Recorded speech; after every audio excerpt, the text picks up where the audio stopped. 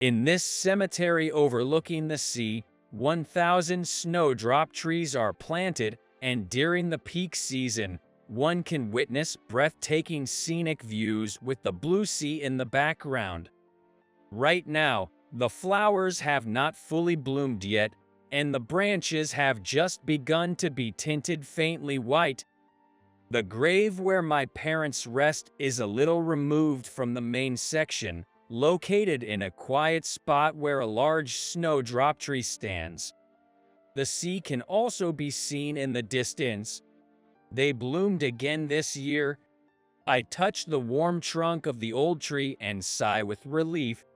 Lately, visiting the grave in this season has become something of an annual event. My name is Thomas Palmer, 29 years old. This spring, I graduated with a master's degree.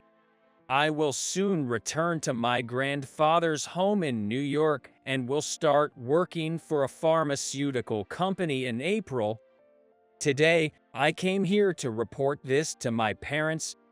In front of the grave, I offered my father's favorite canned beer and donuts for my mother, who loved sweets, and sat under the sunflower tree facing the grave, drinking my own beer. A bit early for a snowdrop viewing, isn't it? A comfortable spring breeze caresses my cheeks. Suddenly, I saw the figure of an elderly woman walking towards me. I quickly stood up and squinted. Mrs. Adams. Mrs. Adams is the head mistress of Sea of Light Home, a children's care facility about 15 minutes drive from this cemetery. Oh my, Thomas.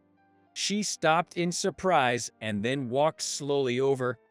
I hadn't seen her since last summer, so only about half a year had passed, but she looked like she'd aged quite a bit.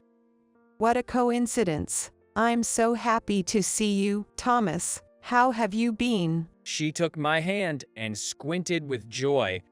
The wrinkles at the corners of her eyes, her charm point, had deepened. Yes, sorry I haven't kept in touch. Are you well, Mrs. Adams? Yes, same as usual. Surrounded by children. It's a hustle and bustle every day, she said while arranging the flowers she brought. Thank you for always coming, for the flowers, and everything else. It's okay. I like it here and feel comfortable coming. Oh, an old lady coming to the grave voluntary. How funny. She laughed at her own words. And after visiting my parents' grave, she said, if you have time, why don't you stop by home? I have something to give you, and gave me a ride in her car. Descending from the hilltop cemetery, the previous silence disappeared, and the colorful city landscape, eagerly awaiting the arrival of spring, jumped into view. The car drove through the city and approached the coastal road. So, did you get your room cleaned up? Sorry, I couldn't help you with that, she said, looking out the driver's side window. No, I didn't have much stuff anyway. Would you mind if we stop here for a moment? I bought cream puffs as souvenirs for the children at a pastry shop we found along the way. You didn't have to. She hesitated, but then put her hands together in front of her face, saying, but the kids will love it, thank you. As we drove along the coastline with mountains to our right, a small fishing harbor soon appeared in a narrow bay. Then we climbed a little up the hill to the children's care facility, Sea of Light Home. From the hilltop facility, you can see several fishing boats in the harbor, some fishermen and fishers at work on the breakwater, and a beautiful port town spread out below. Here, children who have lost parents, or who need care due to abuse or neglect, are accommodated and supported for independence after leaving. Now, 14 children from ages 3 to high school live here. Passing by a wooden signboard with paint peeling off and hard to read, I walked through the gate. The day my father died, I was also brought here in a car from the facility and walked through this gate. I lived here for only a month when I was 10, but the anxiety and pain in my chest from that time are still vivid in my memory. I also clearly remember the warmth when Mrs. Adams said, "It's okay," and hugged me, trembling and small. Even now, thinking about it almost brings tears to my eyes. Mrs. Adams dropped me off in front of the entrance, saying, "Go inside and wait," and went to park the car. I was about to enter the building when I suddenly looked at the small playground next to the building. I found a boy around 3rd or 4th grade, sitting alone on a piece of playground equipment slide. I saw myself in him at that age. My mother passed away from illness when I was very young. Since then, my father, a construction worker, raised me all by himself. That night, my father was going to be late because of overtime. "I'll be home by 9," he promised, and I waited for him by doing homework and watching TV. I had dozed off and was awakened by the loud sound of a fire truck siren. The time was a little past 10. The TV, left on, had switched to a news program. Strong winds from the ocean were rattling the poorly built windows of our apartment. I felt a sudden unease and called my father's cell, but there was no answer. When anxiety had begun to take over, I heard a knock at the door. "Dad?" I leaped up and rushed to the door. When I opened the door, there was an unfamiliar middle-aged woman and a police officer who asked, "Are you Thomas Johnson?" I don't remember much after that. When I came to, I was in the arms of Mrs. Adams. That night, on his way home, my father noticed flames coming from the 2nd floor of a fishing lodge near our home. A guest's careless smoking had caused a fire. Fanned by the strong winds, the fire grew more fierce. There had been 2 other fires that day, and the fire trucks were delayed. Hearing from the lodge's staff that someone was trapped, my father rushed in alone. Soon after, he emerged from the entrance, carrying the trapped person. Both were taken to the hospital by the arriving paramedics. The person my father had saved seemed to have severe burns but survived. But my father, during the rescue, a falling beam struck him in the back, and he died in the ambulance before reaching the hospital. I heard all of this much later from the lodge's landlady. That was around the time you came here, Thomas. Turning around to the voice, Mrs. Adams was standing at the threshold, apparently having come through the back door from the parking lot, looking at the boy just like me. As I kept watching him, who was called by a female staff member, and returned to his room, Mrs. Adams said, "Here you go," and handed me slippers. I was led into the principal's office and seated on a sofa, sipping the coffee that had been prepared for me, when the principal came in with a small photo album. Sorry to keep you waiting. I found these old photos while organizing paperwork the other day. I thought I'd give them to you before you head back to New York. The principal said that and took out a photograph. It was a picture of 10-year-old me and my grandfather, who lived in New York, standing in front of the entrance to this facility. This? Do you remember? We took it the day you left. Both of us were glaring at the camera with expressions that were hard to read, whether we were smiling or angry.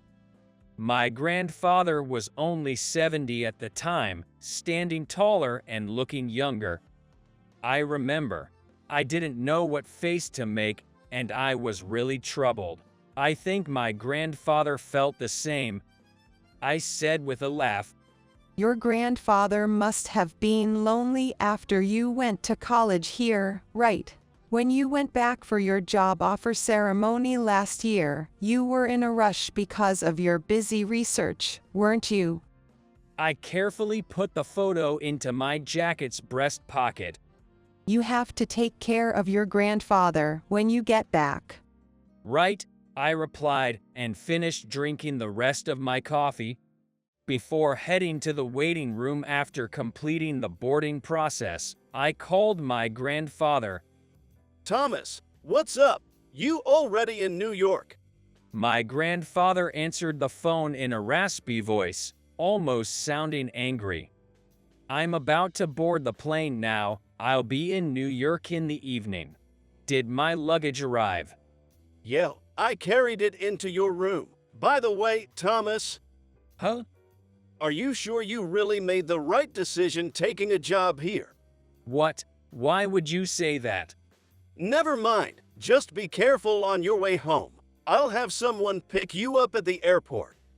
Grandpa abruptly hung up the phone. Not again. He always holds back on saying what's truly important.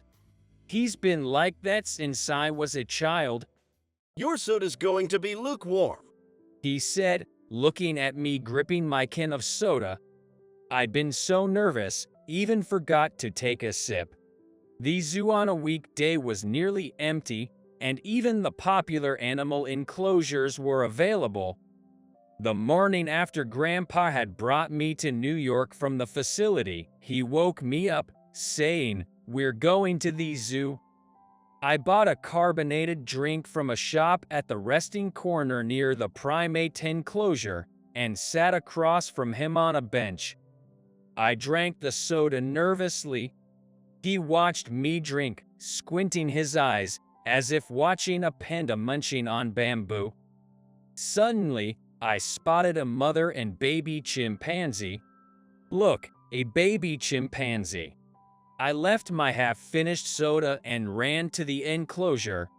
A nearby zookeeper explained that this wasn't the real mother, but a female chimpanzee with birthing experience was caring for the baby, whose real mother had died of illness. Grandpa, who had quietly come to stand beside me, said, I wonder if that baby is truly happy. When I responded with maybe, he asked, "Why do you think so?" I was about to say something when he cut me off, saying, "Well, never mind," and started to walk away. I couldn't call back this old man, whose name I still didn't know what to call, and I followed him, feeling as if I'd done something wrong. When I reached the arrival lobby at the airport, Harrison was there, waiting, and ran up to me. He has been Grandpa's secretary and driver since I was little. Welcome back, Thomas. Harrison, with his small frame, gave me a big hug with a beaming smile. I'm back. Thanks for coming to get me, Harrison. The freeway was congested. Your grandfather has been eagerly awaiting your return. Harrison said, with a knowing smile. How's his health? Yes, he received a clean bill of health at his last checkup. That's a relief. I relaxed into the seat. He's always been confident about his physical strength since he was young. Remember, your last elementary school field day. Harrison spoke to me through the rearview mirror. I saw Grandpa sitting in the guest seat. Harrison was beside him, holding a video camera. I was at the start line of the obstacle race, nervous. I had promised Grandpa the night before that I'd come in first place. Losing was not an option. The race began with the sound of the starting pistol. Everyone took off at once, clearing obstacles one after the other. Finally, we had to pick a piece of paper from a box and find the object written on it to reach the goal. I was in the lead and pulled a paper. It read your favorite person or thing. I looked around, bewildered. During that time, the other kids who were behind caught up and passed me. I made up my mind and stood before my grandfather. "Grandpa, come on," he said, "all right," and took my hand and ran. We came in third place. I was somehow very happy. I can still run more. He said, panting and slumped at the finish line. Aren't you completely worn out? Harrison laughed as he recorded my grandfather, and then he zoomed in on the paper I was holding and asked, "What's written on this paper?" Suddenly, Harrison said, "Something got in my eye and went away somewhere." Do you still have that video you took at that time? Yes, of course. Would you like to watch it with your grandfather later? Nah, that's fine. He chuckled. The 0.2-acre property with a pure Japanese-style mansion looked like a temple or inn from the outside. With its stone walls and white plaster, roofed Japanese gate, and artfully arranged pine and bamboo plants in the garden. As a young boy living in a small apartment, I felt uneasy in this large mansion at first and spent all my time playing in the garden, while imitating my grandfather and feeding the carps in the pond. I was staggered to hear from Harrison that a single carp could cost tens of thousands of dollars. These beautiful carps and garden were cared for by your late grandmother. So, Thomas, please love them. Harrison said, looking lovingly at the garden. I remember it like it was yesterday. Getting out of the car and passing through the gate, Mrs. Smith was waiting outside the entrance. She is the housekeeper of this house, a talented cook in her late 50s, and someone I adore like a mother. Mrs. Smith, I'm home. Glad to see you're well. Thomas, welcome back. I made all your favorite dishes for dinner, she said, pushing me on the back. Now, your grandfather is waiting for you. He was reading a book in his study. I'm back now. Welcome back from your long trip. You must be tired. Take a rest. He said only that and returned his gaze to the book. Has he lost weight? His voice seems to lack vigor. I became a little worried. How's your health? Oh, I'm fine. The doctor just told me you don't look 84 the other day. My grandfather said, taking off his reading glasses. How about you? Must have been tough researching at the university. Then he continued. Developing medicine is a painful job that requires constant patience and effort. You could have taken an easier and more glamorous job. I want to do something useful for people. Still concerned about what I told you when I took you in? My grandfather said when he took me in, I'll let you study anything you want. Just become someone who can be useful to others. As a child, I somehow took it as a condition to become part of my grandfather's family. If I study hard and become a doctor or a lawyer, would he be pleased? I used to think about that, but now it's different.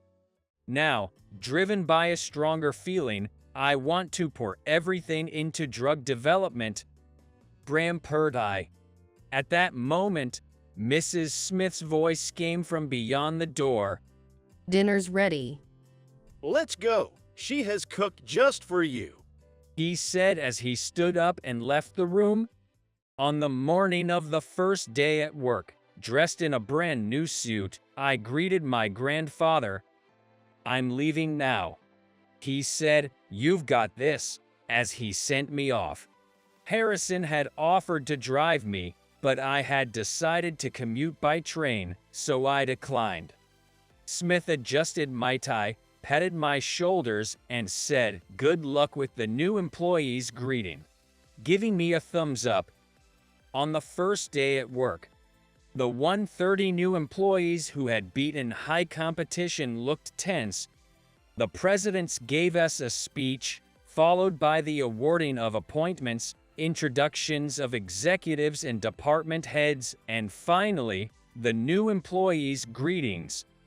I was introduced by my boss as Thomas Palmer, the new employee representative assigned to the Pharmaceutical Research Institute of the Research Department, and got ready for the speech.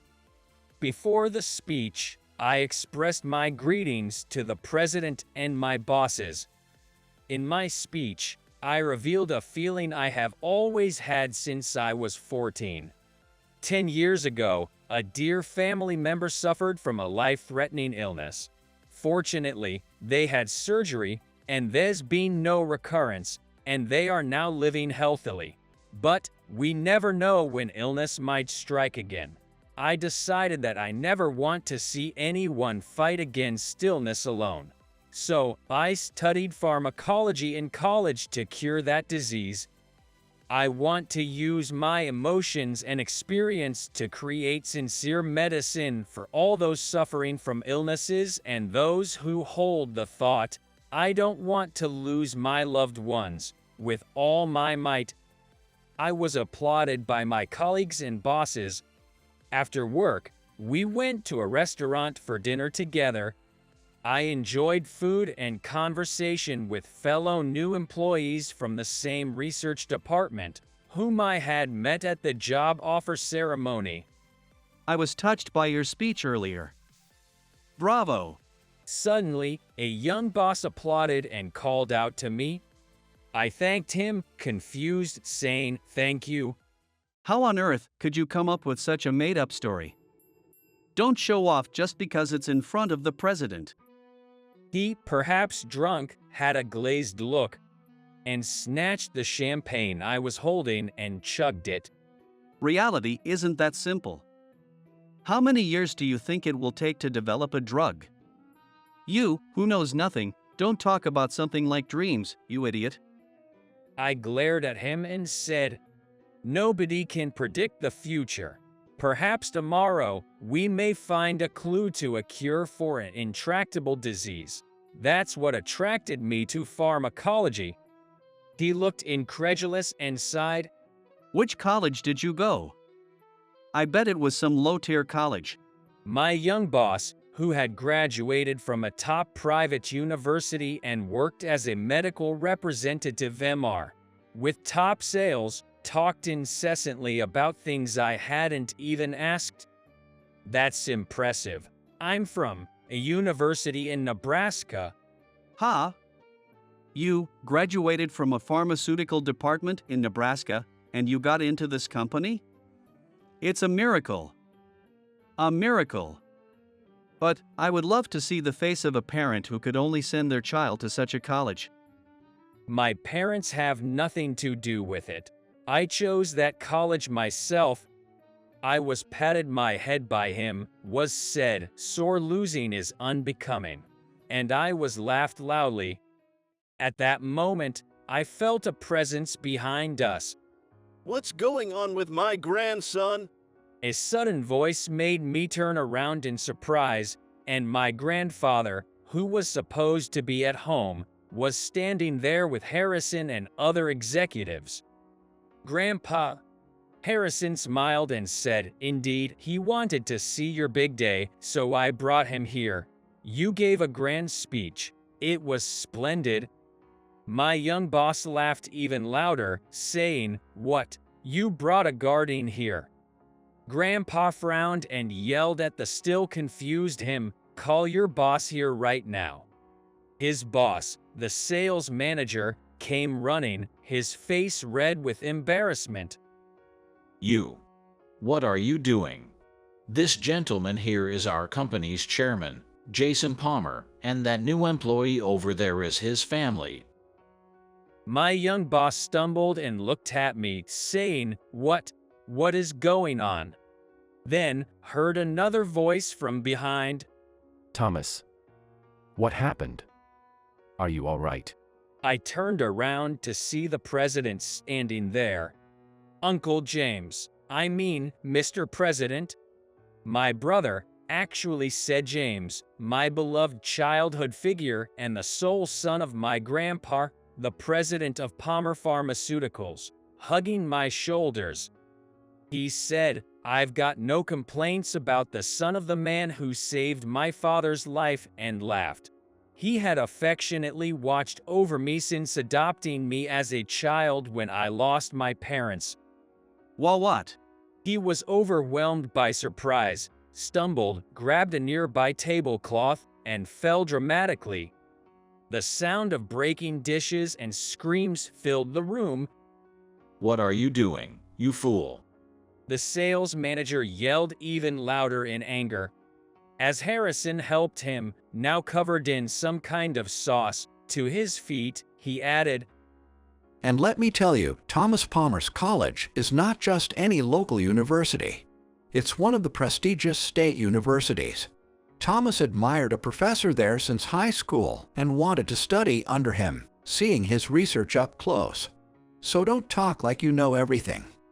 I was a bit shocked to hear the usually gentle Harrison speak angrily. I am sorry. Looking down, the senior employee mumbled his apology, and Grandpa spoke up. Being a medical representative is busy and stressful, with so much knowledge to acquire. But if someone who sells healing medicines hurts others, it's no good at all. Take some time to reflect on yourself, your job, and your heart. He apologized sincerely. After the commotion, Grandpa and I were on the rooftop terrace of the restaurant.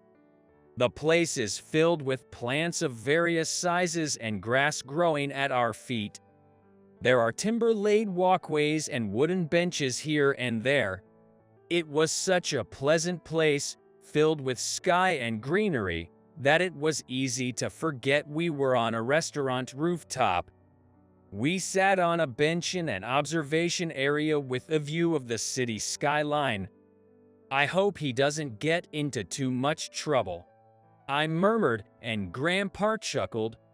You were the same when you first came to live with us, getting into a brawl during a school visit. But in the end, you were concerned about the other person. You've always been a kind child. That day was a school visit, and Grandpa had come to watch. I had been called a country bumpkin by the guy sitting next to me, who had teased me in a whisper during class, saying, "Your dad looks like your grandpa." In my anger, I stood up and shoved him. I said, "He's not my dad. He's my grandpa," I yelled, and we ended up in a fist fight. Naturally, the class was interrupted. The teacher was furious, and the other parents were in an uproar when Grandpa shouted, Good, good. Men should be like this. Then he laughed loudly. Everyone else started laughing, and the atmosphere instantly relaxed. Grandpa. On the way home from school, I called him like that for the first time as we walked together. He turned around and said, "What's up?" I felt happy somehow and said, "I hope he doesn't get scolded too much." He patted my head and said, smiling, "Getting hungry. Let's go home."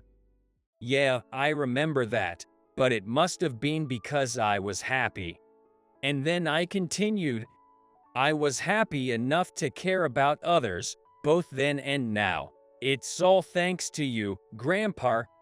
He looked at the distant scenery and smiled. Then he asked, "How did you find out about the illness?" "Well, of course I know. We lived together. You lied about going to a spa for a treatment and came back after surgery as if nothing had happened, but your diet changed and you lost a lot of weight. Plus, the medicine. I looked up the medication you were taking on the internet." He said, impressed, "Really?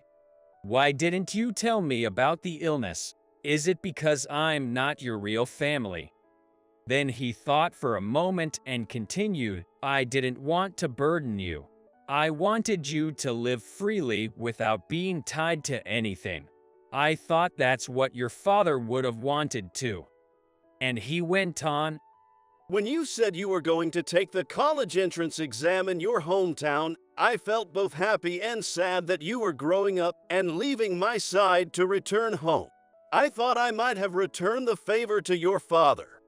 "Return the favor." I looked at his face. He had tears in his eyes. Thomas, I'm sorry for keeping this from you. Actually, I am. The one your father saved from the fire 14 years ago is. You're the one Dad saved, right? He turned to me. How did you know?